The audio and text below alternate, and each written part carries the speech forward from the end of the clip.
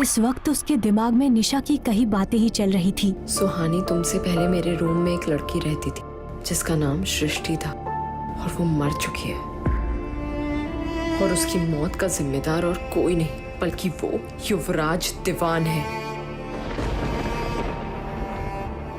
सुहानी यही सब सोच रही थी कि तभी उसकी नजर अपने कमरे की खिड़की पर जाती है। एक पल के लिए उसे ऐसा लगता है जैसे कोई खिड़की के बाहर उसे देख रहा था।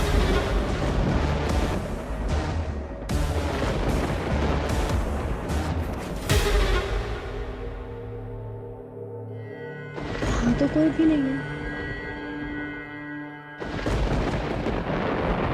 रात के 3 बज रहे थे। पूरे शहर में अंधेरा और सन्नाटा छाया हुआ था। पहाड़ी पर बना सेंट थॉमस कॉलेज बहुत ही डरावना दिख रहा था।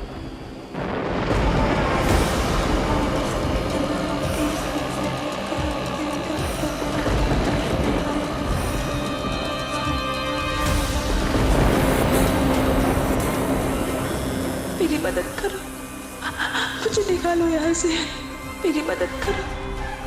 तुम कौन हो और तुम यहाँ कैसे फंसी हो? तुम्हें यहाँ से आजाद कैसे किया जा सकता है? इस पेड़ में जो लाल रंग का धागा बंधा हुआ है,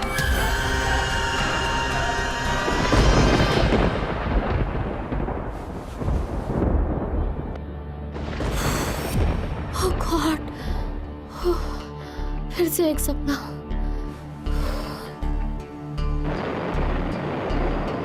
लेकिन सपने में मुझे युवराज क्यों दिखे? अगले दिन कॉलेज पहुंचकर सुहानी सबसे पहले कॉलेज के पीछे उसी बरगद के पेड़ के पास जाती है जहां से उसे रोज आवाजें सुनाई दे रही थी। पेड़ के पास पहुंचकर वो देखती है कि वहां पहले से ही एक लड़का खड़ा था। यहाँ पर तो आना किसी को अलाउड नहीं था। फिर ये कौन है? सॉरी सृष्टि, तुम्हारी इस हालत का जिम्मेदार मैं हूँ। ये सुनकर सुहानी चौंक जाती है। वो युवराज की आवाज को अच्छे से पहचानती थी। युवराज सर यहाँ? और वो माफी किससे मांग रहे हैं? क्या निशा सच बोल रही थी? सृष्टि की मौत के जिम्मेदार युवराज सर है? तुम यहाँ क्या कर रही हो? वो मैं आपको थैंक यू बोलने आई हूँ सर। क्यों? उस रात आपने मेरी जान बचाई थी। What do you mean? मैंने तुम्हारी जान को बचाई? युवराज सुहानी को इस तरह से देख रहा था जैसे इससे पहले उसने सुहानी को देखा ही नहीं हो। सर वो उस रात पुराने रोड पर जब मैं अकेले हॉस्टल जा रही थी और कोई मेरा पीछा कर रहा था।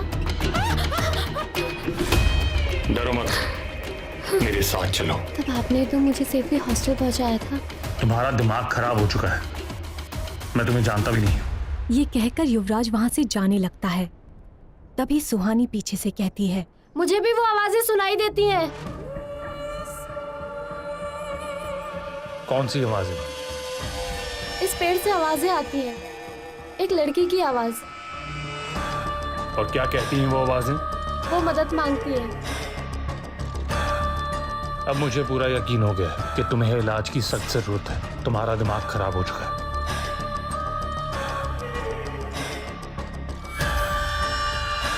युवराज जानता था कि सुहानी सच कह रही है, लेकिन वो सुहानी के सामने ये एक्सेप्ट नहीं करना चाहता था कि उसे भी वो आवाजें सुनाई देती हैं और सुहानी को उस रात बचाने वाला भी युवराज ही था। एक बहुत बड़ी वजह थी कि युवराज खुद को हमेशा दूसरों से दूर रखता था। वो वजह क्या थी, ये केवल युवराज ही जानता था। कल रात मुझे सपने में युवराज सर क्यों दिखे? आज भी वो उस बरगद के पेड़ के पास सृष्टि से कुछ तो कह रहे थे। कहीं ऐसा तो नहीं युवराज सर सृष्टि के बारे में कुछ ऐसा जानते हैं जिसे वो सबसे छुपा रहे हैं? शायद विवेक को कुछ पता होगा। हाय। हाय। एक्चुअली ना मुझे तुमसे कुछ बात करनी थी। पूछो ना, क्या पूछना? युवराज सर और सृष्टि, इनकी क्या स्टोरी है? कोई युवराज सर में कुछ ज्यादा ही इंटरेस्टेड लग रहा है। अच्छा ठीक है, गुस्सा मत हो, मैं बताता हूँ। तो सुहानी बात ना करीब 3 महीने पहले की है। 3 महीने पहले निशा और मैंने इस कॉलेज में एडमिशन लिया था।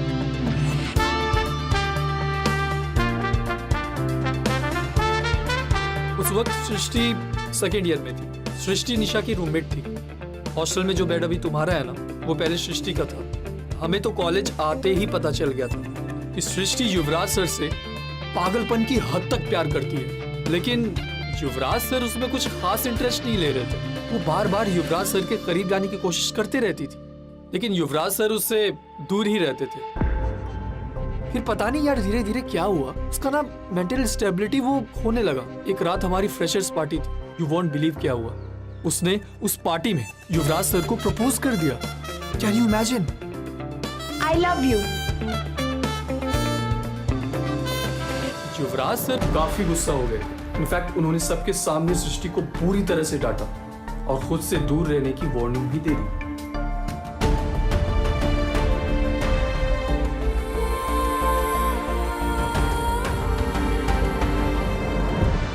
शायद उस इंसिडेंट के बाद सृष्टि कुछ परेशान रहने लगी थी। फिर एक दिन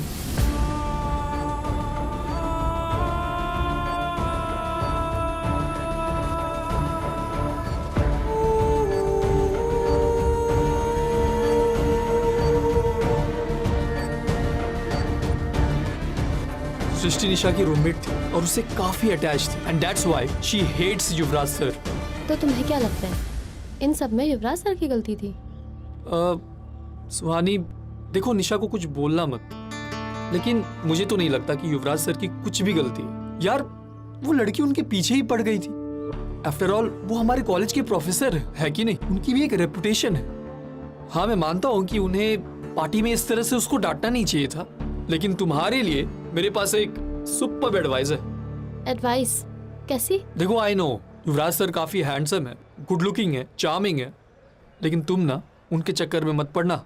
तुम्हारी वहां कोई भी दाल नहीं गलने वाली, लिख के ले लो। क्या हो रहा है यहाँ? हाँ, मेरे पीठ के पीछे। अरे बेबी कैसी हो?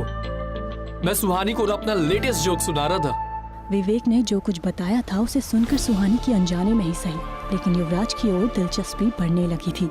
अब ना चाहते हुए भी हर वक्त सुहानी के दिमाग में युवराज का ही ख्याल रहने लगा, लेकिन वो जितना युवराज के करीब जाने की कोशिश करती वो उससे उतनी ही दूरी बढ़ा लेता था। ऐसे ही 1 महीना बीत गया। अब सुहानी युवराज को और बेहतर जानने लगी थी, लेकिन युवराज था जो किसी भी लड़की को भाव नहीं देता था, सुहानी को भी नहीं।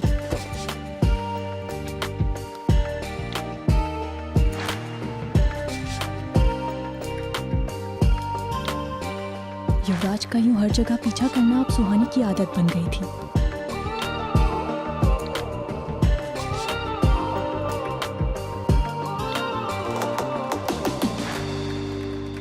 लेकिन शायद युवराज को पता था कि सुहानी उससे सृष्टि की रहस्यमय मौत के बारे में ही सवाल करेगी, जिसका जवाब देना उसके लिए मुश्किल हो जाएगा। लेकिन सुहानी के लिए इसका जवाब जानना बहुत जरूरी था, क्योंकि हर एक रात सुहानी को उस बरगद के पेड़ के ही सपने आते थे और वो डर कर उठ जाती थी। उसके सपने बीच में ही टूटने लगे थे।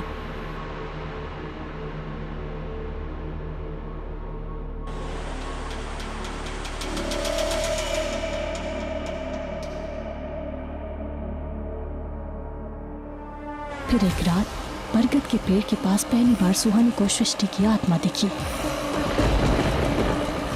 सृष्टि, क्या ये तुम हो? हाँ मैं सृष्टि हूँ। तुम्हारी ये हालत किसने की? मेरी ये हालत उस साय ने की है। किस साय ने? उस विशिंग वेल की साय ने, जो रास्ते पे लोगों का शिकार करती है।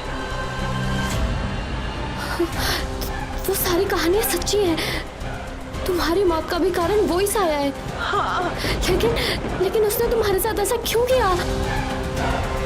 मैं तुम्हारी मदद कैसे कर सकती हूँ? मुझे तांत्रिक विद्या से यहाँ बांधा गया है, इसलिए मुझे मुक्ति नहीं मिल रही है। इस पेड़ में जो लाल रंग का धागा बंधा हुआ है, उसे कल पूर्णिमा की रात को 12 बजे तुम्हें खोलना पड़ेगा, तभी मुझे मुक्ति मिलेगी। तो साया तुम्हें ऐसा करने से रोकने की कोशिश करेगी। लेकिन उस साई ने तुम्हें यहाँ क्यों बांध के रखा है?